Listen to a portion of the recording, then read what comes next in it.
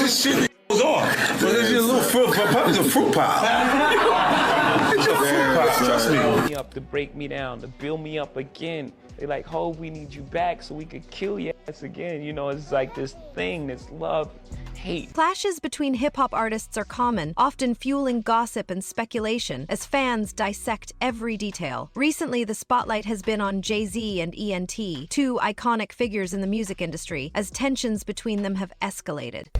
I will let you tell it. No, you're no, the best. I want you to tell it. You really are the best. You've proven it here today. As much as I'm proving it, you proving it. You proving it. Yeah, that wasn't the thing. It wasn't, people say that. He lost $50 million. No, that's not even close to what happened to this dude. And until you understand what happened to the dude, you don't understand what happened. Like, no, not they offered him $50 million and he turned it down. Who gonna turn down $50 million? Now, I've had to turn down $50 million 4 times. 4 times. Just to protect my integrity and that virgin hole I was telling you about. Right. Because P. Diddy be wanting to party. And you gotta tell him no. You got to tell him no. I did. I did. See, I got the receipts for everything I'm telling you. That's why I can say them so freely. Kid, I need another one. You here, get your number. Thank you, sir. Thank you. The drama began when 50 Cent threw shade at JayZ during a recent interview. While discussing his own rise to fame and the importance of industry connections, 50 Cent boldly claimed that JayZ's success was largely due to his relationship with Beyoncé. He suggested that JayZ started winning numerous awards and accolades after getting together with her, even claiming that their children seemed to receive Grammy Awards despite not being involved in the music industry. My gosh, the boy grabbed the drama kit by its handle. You made a comment, right, saying that you knew someone that went through Jimmy Henchman proffer agreement for a drug case.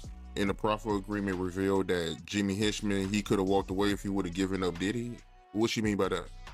Well, what happened is that they had 9 different sessions with Jimmy Henchman regarding his proffer agreement.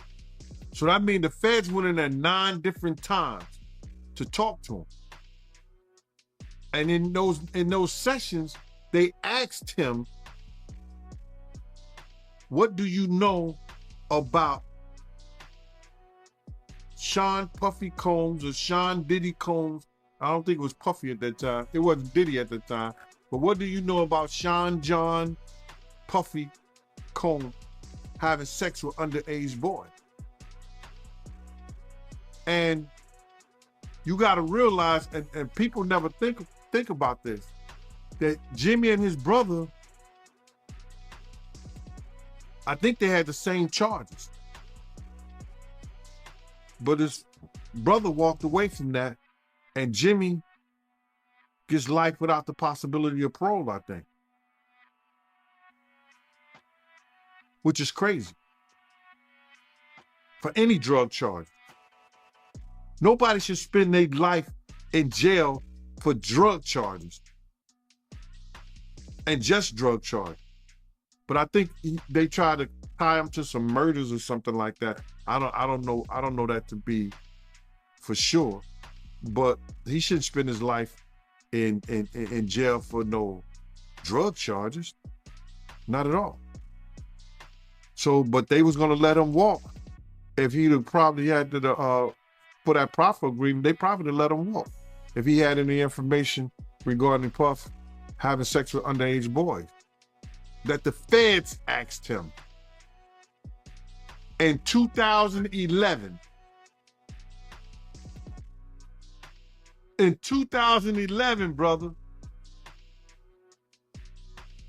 So what did the feds know? Because the feds not coming there unless somebody made a report or somebody made some allegations against Puff in 2011 to ask a friend of his, Jimmy Henchman, what do you know about that? But for them to ask him about that, it had to be more than a rumor. Somebody made a complaint somewhere. And the feds got hold to that complaint. Now they're going to investigate that complaint when they get people under the barrel. like they had Jimmy Henchman. That's why they asked him. If he did know information, right, why you think he didn't tell?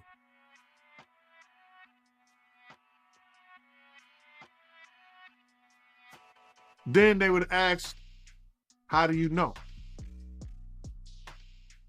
And then it comes into play, whereas that if you know of anybody that's in danger in the welfare of a child, and you see that, and you don't report it, you're just as guilty as the person who does it. First and foremost, I just want to say, I know a lot of people want to hear these stories and everything like that, because this is stuff that happened back in the day. And then maybe that if they knew there was going to ever be a YouTube, or they knew there was going to ever be social media, a lot of the stuff probably wouldn't have got played out like it did. But things happen, and these are just stories from the past. I would like to use that as, what you call that, just to clear the facts up what's going on. But it all started, we was in Atlanta.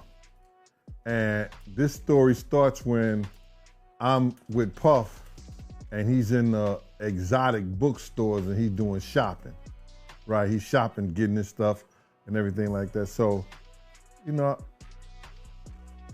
this is the first time I was ever in an exotic bookstore with Puff. So, you know, I'm giving him his space.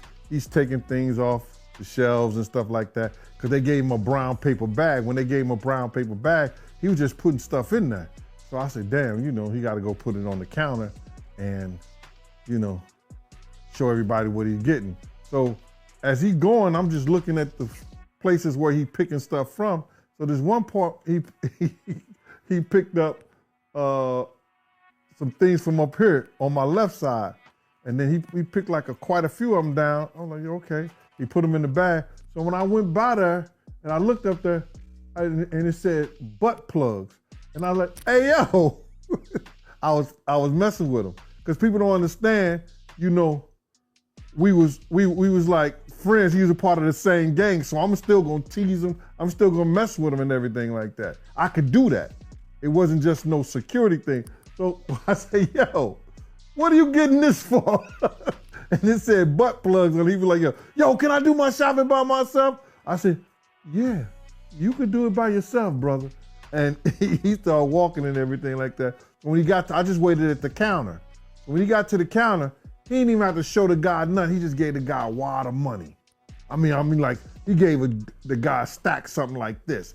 And Puff wasn't the dude that carried no 20s and no 50s and nothing like that. And I mean, like, he just said, boom. And we walked out the store. So we had to leave Atlanta and go to North Carolina for a show. You understand? And it was him, this rapper, Sarah, and this other girl. We all got on a G5 jet.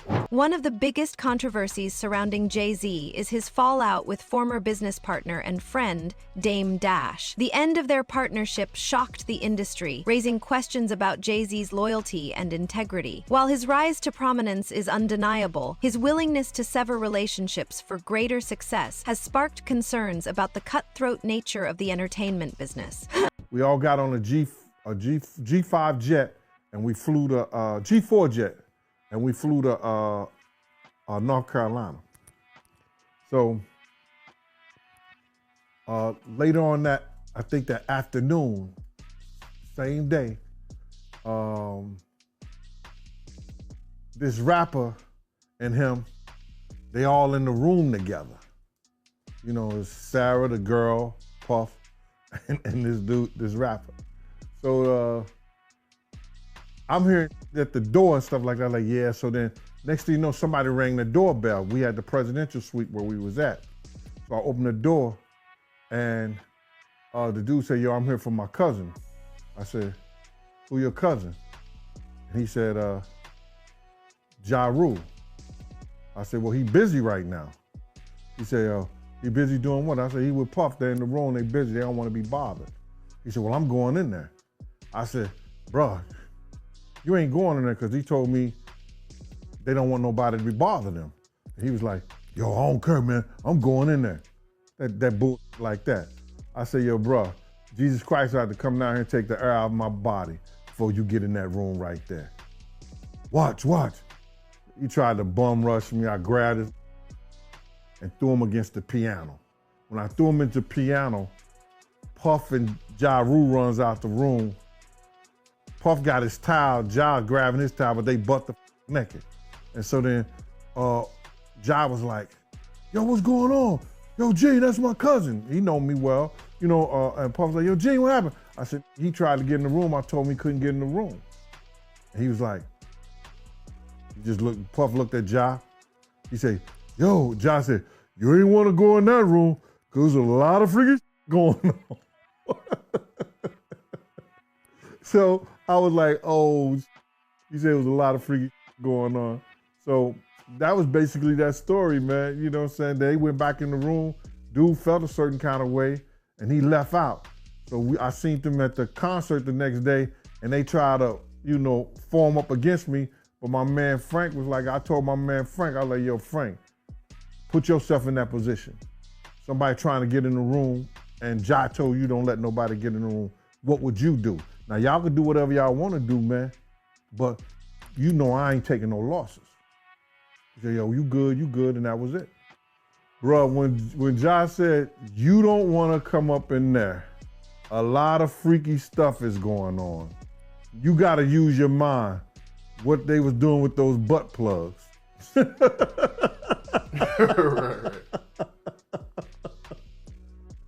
Yeah, that was crazy. Yeah, it was real wild.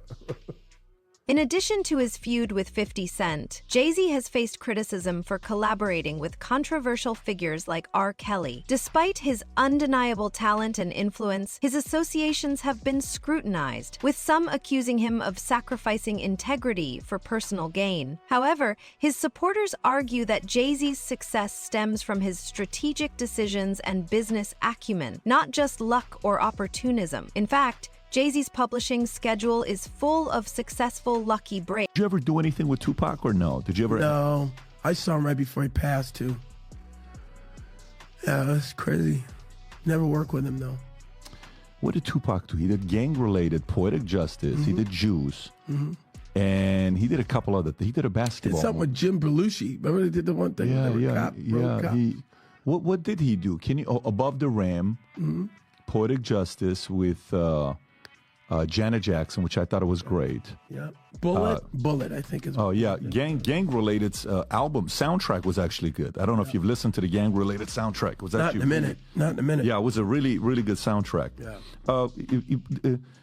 Cuba, with all this stuff that's coming up with Diddy and you're on one end, 50 Cent is calling out Diddy and here's what he's doing and all this stuff, and they got the back and forth. Yeah. I got Suge on here. Look at this example. Look what happened. Yeah. And I got Suge on. Yeah, exactly. No question about it. What do you think's going on with all the stuff with Diddy, with Little Rod, with, all the stories that everybody's hearing about? You mean in terms of what? I mean, being his house being raided. I mean, that's crazy. That's the craziest thing I'd ever. And then, hey, how about me? I wake up in the morning, I turn on Today Show, and Hector Cuba Gooding Jr. I was like, excuse me, pull me into this. I think whatever he's dealing with, he's on his journey, man. I think that God has got him on a path where I can't imagine that he's stupid enough to do whatever he's doing and keep it on his premises. I think that the raid and all of that stuff, only time will tell. Who was involved, who had been a frequent guest in these places and areas. It's funny because my lawyers said, every outlet in the world wants to talk to you. And again, I'm like, I'm not defining myself from some headline in the press. So I stayed quiet. And it's so funny. So I'll tell you a little story about who my girlfriend is. She gave Robert De Niro 3 grandkids. Her name is Claudine De Niro. She married his son, Raphael. They separated, and we've been together for a while. But she, at one point, ran Naomi Campbell's publicity. She, at one point, ran P. Diddy's publicity, right when he started doing the white party thing. He had just gotten freed from indictment, found not guilty. did he? And he said to her, I'm going to die running with these niggas, man. I need you to help me with the white folks and the switch. And so she helped cultivate his new image. So they had a friendship for years. But I had never met him till probably 2019-20, just casually, Claudine and I. He invited us to his house. The pandemic was starting to ease, you know. As the feud between JayZ and 50 Cent intensifies, fans are left wondering what the future holds for these two music industry giants. Tensions continue to rise, fueled by personal animosity and professional rivalry. And hadn't seen him since that night where this guy with this picture, it says that I had my shoulder on him and all this stuff, making it look sordid. Well, that picture, everyone in the room, there's probably 300 of us on the deck of P. Diddy's, I'm going to show you, on P. Diddy's boat, New Year's Eve. I went from one ship, Happy New Year. So I hung out with Tyson, and next ship, there's Drake. This ship had P. Diddy. He had his guy, his videographer. They're listening to music. And he says, hey, Cube, listen, you want to hear P. Diddy's new song? I said, yeah, sure. Sit down next to him. They didn't use this angle, which to me makes me laugh, because I go, oh, I get it. You made it look the way you wanted it to look. But that, and if you hold it, you know how you hold it and it does the thing where, can you hear all the people? If you tap it or something, it's a live picture. Do you see what I mean? It's like, here we are just listening to music. Finished, took the thing off, said whatever I said to him, left. That was it. But this guy who's suing him, going after the money, man. I'm sure. And by the way, I don't know P. Diddy's life. I don't know what he's going through. I don't know what the police are going to find on all of that. Were you guys close? Were you guys friends, or? We were acquaintances, just like I just showed you. Yeah. 2-3 times I've seen him. So it's. Oh, so Diddy, you've only seen him 2 or 3 times. That's what I'm saying. That's what I'm saying. So why would they include you all of a sudden in some way? I think because of the darkness of the other grab of the cases that I already had went through. Right. A lot of that stuff is 18 though, 19, right? Those are from 5-6 years ago. That's the cases. Right. That's yeah. Right. And that was that at the peak of the Me Too movement, or was that pre-Me Too movement? That's right. Is Me that's Too right movement, when it kicked off. Yeah, right. That was crazy. Yeah. So it's going to be interesting to see what happens with Diddy. Oh, 100%. Yeah. But I did not know that you guys only hung out 2 or 3 times. That's it, man. And 50 was with you for your 56th birthday. I think you guys were hanging out together in Miami. Yeah, because we were in St. Bart's on that boat. But then in Miami, which is where I run around now, of course, I ran into 50 and he was promoting his champagne. I've seen Drake 100 times around town. He loves Miami. Yeah. Yeah. 50. I'm big with the rappers, man. How do you feel about 50? How's 50 like? It's so funny. I got a call from 50 who reached out to me and said, we got to uplift our black entertainers and let's work together. I said, great. So we'll see, I try not to voice any of my opinion when it comes to the rap songs, because just like everybody else, I'm into that music, man. Are you following the Lamar and Drake thing? No, I just heard about that. Yeah, got it. I mean, that's like a whole. Somebody just got shot today outside of Drake's house. Did you see that? I heard. So, I mean, it's like drive-by shooting in a gated community. I mean, that sounds a little crazy. Yeah, Drake's security guard seriously injured in shooting at Toronto's mansion. Guard was shot inside Drake's home and had serious. One key aspect of the feud is 50 Cent's relentless attacks on JayZ's credibility and integrity. From questioning the legitimacy of JayZ's awards to accusing him of abandoning former collaborators, 50 Cent has been outspoken in his criticism. While some view these remarks as mere provocations, others believe they reflect deeper tensions within the industry. But non-life-threatening injuries while the assailant fled in a vehicle. Yeah, I say to them, just like I said to Tupac when I saw him in the lobby of that hotel in Chicago. He said, hey, man, help me, man. Give me some advice. I said, hey, man, just remember your artistry first. I know you're getting caught up with all this madness, but you're an artist now. He said, thanks, Cube. He hugged me and he went off. And how old was he at the time? Well, 2-3 weeks later, he was gone. Oh, no shit. I saw him, and here's the second time I saw Tupac. This is a true story. Now, I don't like the conspiracy thing. But that day, he was in a convertible, like Rolls Royce. He was at the stop sign. Now, I was on a hockey tournament, so I was in Vegas as well. playing hockey, and Tyson had his fight, and I jumped out of the car and I ran up to his car. Pac, it's Cube, and all 3 cars, all these cars, boom, boom, boom, boom, with the guns. Get out. No, that's Cube Good, man. Hey, that's Cube Good. And I go, oh, sorry, man. He goes, you good? I go, I'm good. I'm sorry, guys. Got in the car. So that happens that day when the sun's out, and at night they get shot. There's no cops around. Here. That's a true story. I was involved in that. So in the morning, few hours later, he's gone. Yeah. Yes. And so where were all of those undercover cops that pulled the guns on me when I tried to approach him sitting in his car convertible? What are you saying? I'm just saying it's weird that they were going to blow me away, and I'm Academy Award winner. That's all I'm saying. Yeah, because that's 96. So Yeah. And 96, you're like everywhere. I'm the man. Yeah, you're the man in They're like, 96. we don't care. Get away. Back up. That's crazy. Yeah. By the way, what did he pay you for, Jerry Maguire? I forgot to ask you earlier. Was that your big payday? No, yeah, at that point, $600,000. What's the biggest you made for a movie? Oh, Snow Dogs. You know, I can't talk hell about Snow Dogs. Whoa, that was a good year. Well, that's a 1-2 hit, baby. 13 million total that year. Wow. I made a lot Get of money. out of here. Yeah. Good for you. You know that money's gone. Good. I already spent that money. Really? Yeah, $13 million. I understand. Yeah. I'm assuming you made some good investments. I made some investments, yeah, but yeah, that money. Hey, final. So if you like this clip and you want to watch another one, click right here. And if you want to watch the entire podcast, click right here. At the heart of the feud between JayZ and 50 Cent is a clash of egos and ambitions. Both artists have carved their own paths to success, but their approaches are vastly different. JayZ is known for his calculated moves and strategic partnerships, while 50 Cent has built his brand on being outspoken and confrontational. This personality clash fuels their ongoing rivalry as each artist competes for dominance in hip-hop. Beyond personal vendettas and professional rivalries, larger questions about success and fame in the music industry emerge. What does it mean to truly succeed in an industry where image and perception often outweigh talent? How much of an artist's success is based on merit versus connections? For JayZ, these questions strike at the heart of his legacy. With a career spanning decades and a net worth in the billions,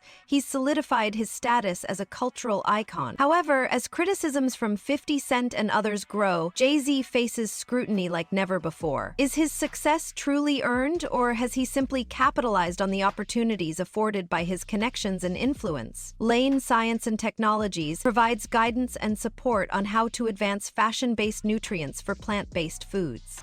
I was checking out one of your lives, right? And you made a comment and you said that you rather be poor than be Diddy rich. Can you elaborate on that?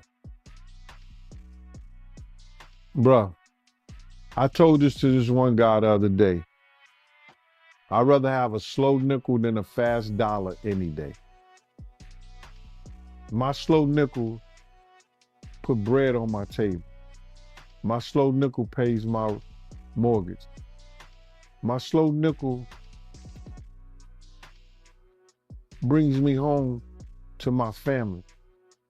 My slow nickel builds a community.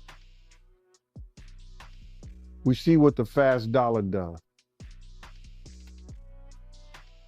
Being Diddy rich takes a guy that once name was Puffy, that after every tragedy he had in his life, he had to change his name.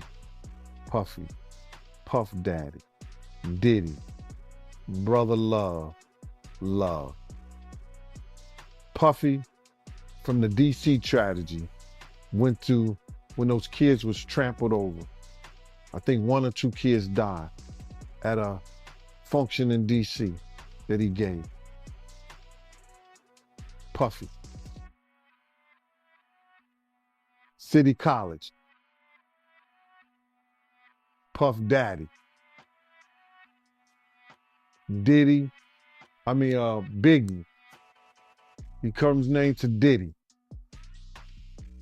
And now the allegations with Cassie and everything, he went from brother love to love. Being Diddy rich have you thinking you something that you're not. That you greater than what you're supposed to be and the people around you. When I say I'd rather be my poor, with my peace of mind, with my own thoughts, my own community, my own love, with my family, than to be so rich that I'm thinking I'm something that I'm not. That's what they do, bro. Look how many times, what was that? You ever go to a club, it's a big shootout, and it was the Mirage, and then you come back 2 weeks later, now it's the Zone. They changed their name after every shootout. That's what happens. On the other hand, 50 Cent's relentless attacks on JayZ may reflect his own insecurities and frustrations within the industry. Despite his commercial success in music and business, 50 Cent has often been overshadowed by artists like JayZ, who have greater mainstream appeal and cultural relevance. By targeting JayZ, 50 Cent may be trying to elevate his own profile and assert his place in hip-hop. Regardless of the motivations behind their feud, one thing is clear. The rivalry between JayZ and 50 Cent has captivated audiences worldwide. I wasn't in the ad because of look, JayZ and them was putting it together. Mm-hmm. So I think they still harbor some energy towards me. You think you were purposely left out of the ad? No. Oh, okay. I don't think. I think that they were saying the NFL had some issues with me that I don't know what those issues are. Like, what is the issue? You see what I'm saying? Like, and I with M, because like with Nori he had communication. He said, yeah, I talked to the big homie. He said, told Jay, he was telling me, you know, the white boy wouldn't do the truth without 50. I hit the homie, the big homie JayZ, right? And I told him to come pull up on me. And he pulled up on me, and he said, right? And I'm like, that's when I start saying crazy stuff, because I look and I go, oh, that's your big homie, right? And so you image yourself after a gay painter. The big homie want to look like a gay painter. What are we talking about here? We're talking about Basquiat. He wants to look like a gay painter.